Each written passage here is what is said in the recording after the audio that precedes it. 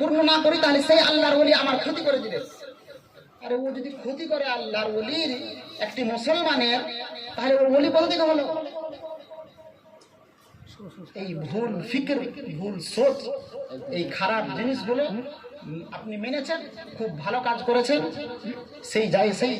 সেই টাকাটা যেটা আপনি মেনেছেন মাজারে না দিয়ে মাজারের সামনে থাকা ফকিরকে দেন। আপনার বাড়ির পাশে, আপনি জানেন যে আপনার বাড়ির পাশে এক মহিলা আছে, এক ইয়েতিম ছেলে আছে, যার বাড়িতে ভালো খাবার তৈরি হয় না, যার বাড়িতে ভালো পোশাক পরার মতো তার কাছে ক্ষমতা নাই, আপনি সেই টাকাটা সেখানে দেন না।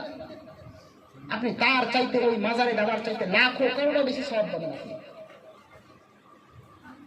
সর্বপ্রথম তো ওটা আপনার পূর্ণ করা যায়ই না, কিন্তু মানুষ ধার করে ছেলে মেয়েকে গাড়িতে করে নিয়ে আপনি মাজারে হাজির হয়ে যাচ্ছে।